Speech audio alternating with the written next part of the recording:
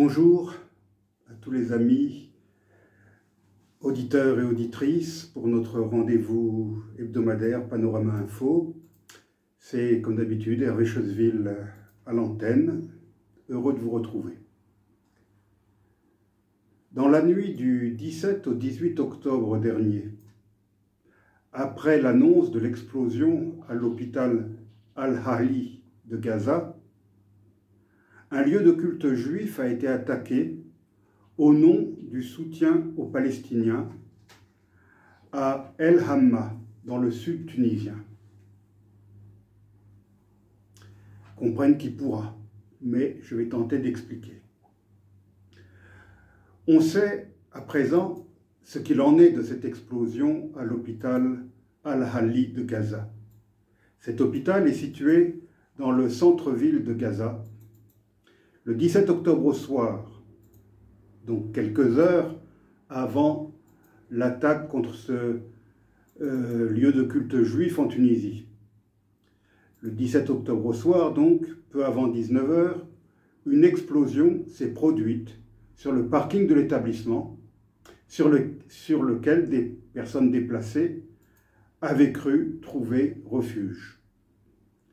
Aussitôt, la machine de désinformation virtuelle et mondialisée se mit en branle. Toutes les agences de presse et les grandes chaînes de télévision, la plupart des médias en ligne, y compris le site du journal Le Monde, qui fut un journal respecté et respectable autrefois, tous s'empressèrent de reprendre les informations fournies par qui? Par le groupe terroriste qui contrôle la bande de Gaza depuis 2007. En gros, on nous annonçait que l'hôpital, et non le parking, avait été ciblé par un tir israélien, bien sûr, et que le nombre de victimes s'élevait à plusieurs centaines. On alla jusqu'à avancer le chiffre énorme de 500 morts. On diffusa les images d'une conférence de presse nocturne tenue par un officiel du groupe terroriste au milieu de sacs mortuaires blancs censés contenir les cadavres des victimes.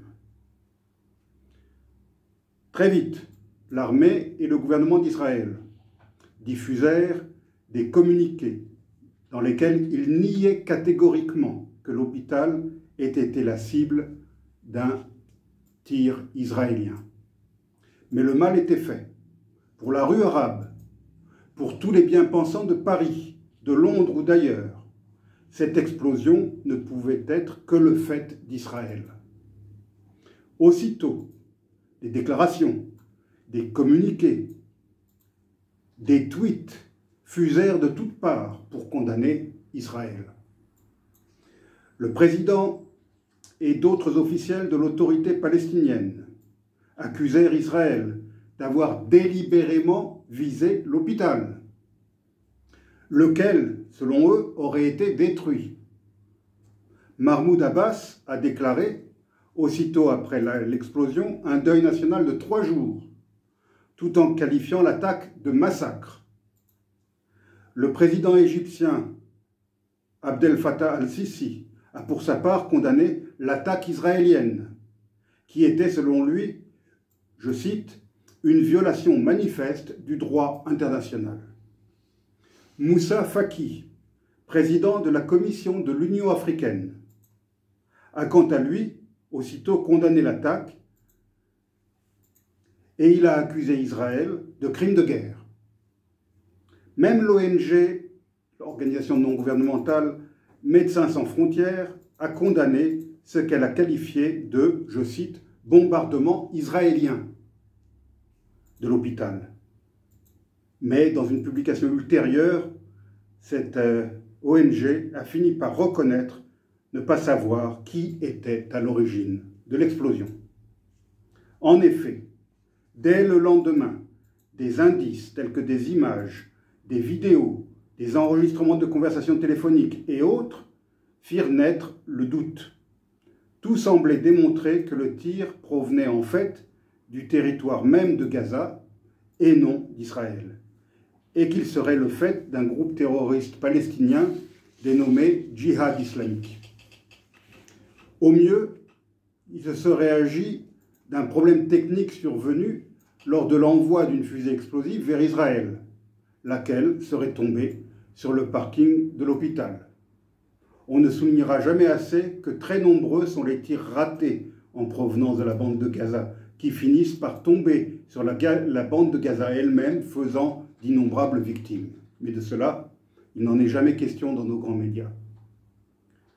De plus, on a appris que l'hôpital lui-même n'avait pas été touché par l'explosion, qui, répétons-le, avait eu lieu au milieu d'un parking, endommageant cependant plusieurs véhicules, comme on a pu le constater sur les images. Le 18 octobre, l'AFP finit par rapporter que, d'après un responsable d'un service de renseignement européen, le bilan serait en fait de quelques dizaines de morts, des morts de trop bien sûr, probablement entre 10 et 50, et non de plusieurs centaines comme cela avait été annoncé.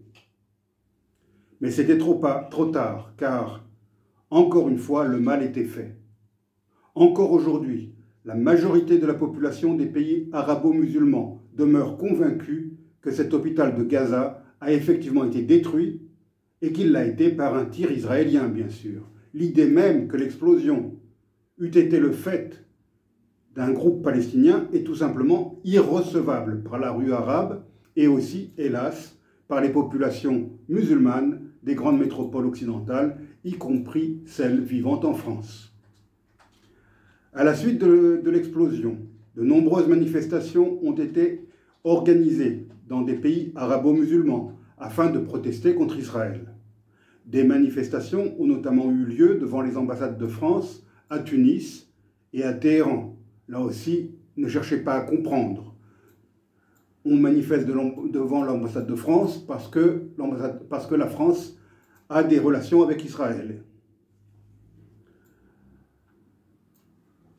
À El Hamma, dans le sud de la Tunisie, le mausolée de Youssef El Marabi, un rabbin du XVIe siècle, ne reçoit d'ordinaire la visite que de quelques centaines de fidèles de la petite communauté juive tunisienne, des pèlerins venus du reste du pays pour rendre hommage aux sages qui y reposent. Mais, comme je l'ai annoncé au début de cette émission, dans la nuit du 17 au 18 octobre, quelques heures après l'annonce de l'explosion à l'hôpital Al-Ahli à Gaza, attribuée par le Hamas à un missile israélien, et alors que des protestations s'exprimaient dans de nombreuses villes de Tunisie, des centaines de jeunes ont déferlé sur la synagogue et le sanctuaire qu'elle abrite pour les vandaliser et crier leur soutien à la Palestine, hissant le drapeau palestinien sur le toit en signe de victoire. La bâtisse a été incendiée et des graffitis ont été laissés sur les murs, sévèrement endommagés.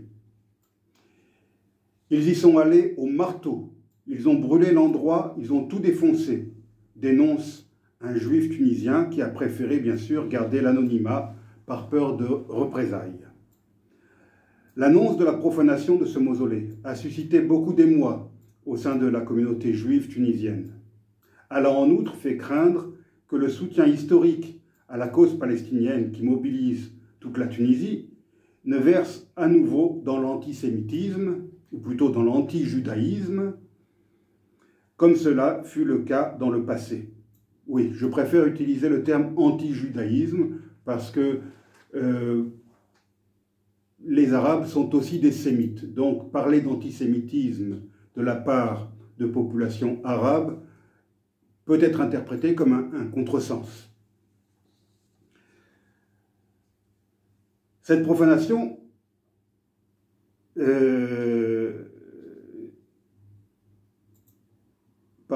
dimanche 22 octobre, les autorités tunisiennes n'avaient toujours pas réagi à cette profanation.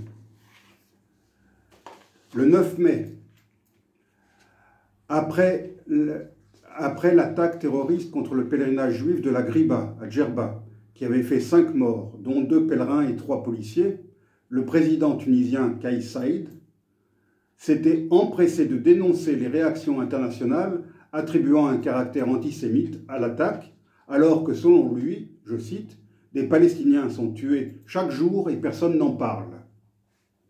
Dans ce contexte, les événements d'El Hamma ravivent de douloureux souvenirs au sein de la communauté juive tunisienne. Il y a des airs de 1967 et cela fait peur, témoigne un juif originaire de Djerba. Le 5 juin 1967, au commencement de la guerre des 6 jours, une manifestation à Tunis, devant le centre culturel américain, avait dégénéré et viré à l'émeute. Les magasins tenus par des juifs avaient été saccagés et la grande synagogue de Tunis incendiée. Je cite encore ce juif djerbien. C'est toujours pareil. Israël attaque Gaza et les juifs dans le monde en subissent les conséquences. Malheureusement, en Tunisie, les gens ne font pas la différence entre les Israéliens et les Juifs. Fin de citation. Sophie Bessis, qui est une très bonne historienne franco-tunisienne, elle-même bien sûr d'origine juive, pense que cette confusion est entretenue par une vieille tradition d'anti-judaïsme. Selon elle, dans l'éducation, dans l'enseignement, les juifs tunisiens n'existent pas. Les manuels scolaires ne font aucune mention de la présence juive millénaire dans ce pays. Les enfants ne sont pas éduqués dans la connaissance de la vieille pluralité tunisienne, qui ne concerne pas seulement les juifs d'ailleurs. En moins d'un siècle, la communauté juive de Tunisie s'est drastiquement réduite, passant de plus de 100 000 membres à environ 1500 de nos jours. Rappelons que la communauté juive de Djerba est installée dans cette île depuis au moins 2000 ans, peut-être plus, donc bien avant l'arrivée des Arabes dans l'actuelle Tunisie. Les Juifs tunisiens qui ont résisté envers et contre tout à l'envie de s'installer en Europe, en Amérique ou encore en Israël vivent à présent dans l'inquiétude. Nous faisons profil bas, nous ne publions rien sur les réseaux sociaux et s'il y a une manifestation, nous évitons les rues, explique l'un de ces Juifs qui ne prévoit pas de partir pour le moment, mais ne cache pas que le choix pourrait être différent pour d'autres. Comment ne pas être inquiet, s'interroge-t-il, surtout quand il voit l'antisémitisme circulant sur les réseaux sociaux. Les gens s'y affichent ouvertement antisémites, sans aucune honte, observe-t-il, mentionnant les nombreux commentaires se félicitant des dégradations commises à El Hamma ou appelant à commettre d'autres actes similaires. Bravo, œil pour œil, dent pour dent. La suite à la synagogue de la Griba, proclamaient certains de ces commentaires en ligne. Les Juifs sont par ailleurs régulièrement renvoyés à leurs liens, réels ou supposés, avec Israël, et ils sont appelés à prendre position. C'est simple, si tu ne donnes pas ta position officielle, tu te tais, donc tu cautionnes, dit encore ce témoin. J'ai tenu aujourd'hui, chers auditeurs, à partager avec vous cet exemple tunisien. Il n'est hélas pas unique, j'aurais pu en citer d'autres, venus de pays arabo-musulmans, mais aussi, hélas, d'Australie, des États-Unis ou de France. Partout, cette affaire de l'hôpital Al-Hali de Gaza a été montée en épingle et attribuée sans preuve à Israël. Cette désinformation a souvent eu des conséquences dramatiques, comme dans le cas du vieux mausolée juif d'El Hamma. En France aussi, cette affaire a indéniablement joué un rôle dans l'augmentation des actes antisémites. Le 17 octobre dernier, à Grenoble, un appartement a été cambriolé. Rien d'exceptionnel, me direz-vous. Mais ce qui distingue ce cambriolage-là, c'est que les voleurs ne se sont pas contentés de cambrioler. Ils ont également recouvert les murs de l'appartement de menaces anti-juives, de croix gammées et de slogans pro-palestiniens. Visiblement, l'appartement avait été ciblé en raison du nom à consonance hébraïque de son propriétaire. 2 jours plus tard, dans le 20e arrondissement de Paris, c'est la porte de l'appartement d'un couple d'octogénaires juifs qui a été incendiée par un voisin. Les résidents de l'immeuble savaient très bien que ce couple était juif. Selon le ministre de l'Intérieur, près de 600 faits anti-juifs ont été relevés depuis le 7 octobre dernier et 336 personnes ont été interpellées. En outre, plus de 4000 alertes pour des contenus haineux ont été répertoriés sur Internet, soit plus de signalements en 2 semaines que durant toute l'année 2022. Plus de 300 de ces contenus haineux ont déjà été transmis à la justice. Au Royaume-Uni, les autorités ont noté une augmentation de 300% des actes anti-juifs durant les 4 jours qui ont suivi l'attaque nazi-islamiste du 7 octobre contre Israël. En Allemagne, on a relevé plus de 200 incidents anti-juifs entre le 7 et le 15 octobre, soit une augmentation de 240%. Des étoiles de David ont été taguées sur les façades de nombreuses résidences berlinoises et un cocktail Molotov a même été lancé contre une synagogue de Berlin. Autant d'actes qui ne sont pas sans rappeler un passé vieux de près de 90 années que l'on espérait pourtant définitivement révolu. Mais il ne faut cependant pas s'y tromper. Le climat hostile aux Juifs dans les pays d'Europe, d'Amérique du Nord et même en Australie n'a pas la même origine que celui qui prévalait dans les années 30. Ce dernier était un antisémitisme promu par des partis d'extrême droite, alors que l'antijudaïsme actuel est le fruit de la rencontre entre l'antijudaïsme ancestral islamique, importé par l'immigration arabo-musulmane, et l'antisionisme militant d'extrême gauche. Ce sont ces 2 courants qui, en se rencontrant, ont produit ce que je qualifierais de nouvel antijudaïsme. Ce sont également ces 2 courants qui propagent inlassablement en Occident la désinformation au sujet d'Israël et au sujet du conflit israélo-palestinien, afin de susciter la haine au sein de la population des villes et des banlieues. En la matière, le spectacle affligeant des manifestations pro-palestiniennes place de la République à Paris a été particulièrement édifiant. On y a vu, en plus de très nombreux drapeaux palestiniens, des drapeaux de pays du Maghreb, du Hamas et même de la République islamique d'Iran. Des slogans haineux à l'encontre d'Israël ont été tagués sur la statue de la République qui avait été escaladée par ces soi-disant manifestants arborant ces drapeaux exotiques. J'ai même entendu une jeune fille d'origine maghrébine affirmer à un reporter que les enfants palestiniens assassinés par Israël à Gaza étaient bien réels, eux, contrairement aux bébés israéliens assassinés par le Hamas qui, eux, selon elle, n'auraient jamais existé. Un tel degré de haine et de contre-vérité est tout simplement inimaginable. Oui, les frappes israéliennes à Gaza font hélas des victimes.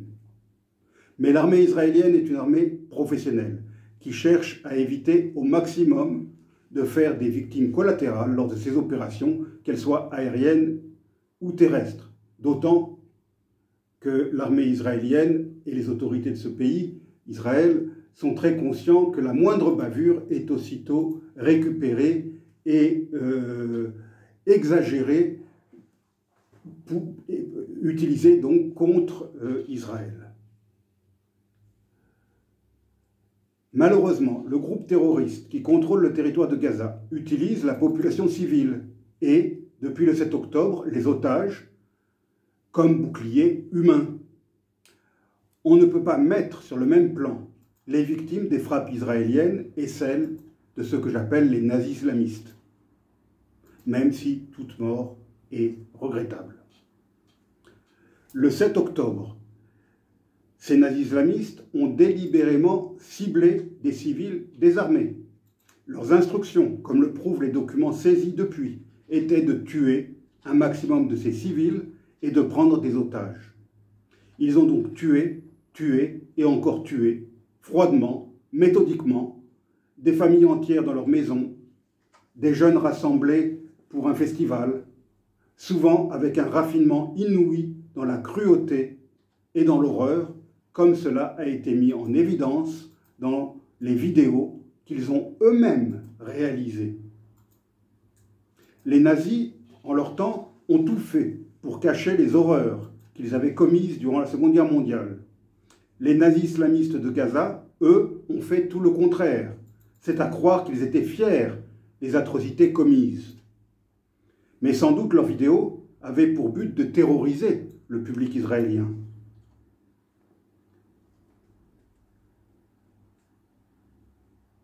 Malgré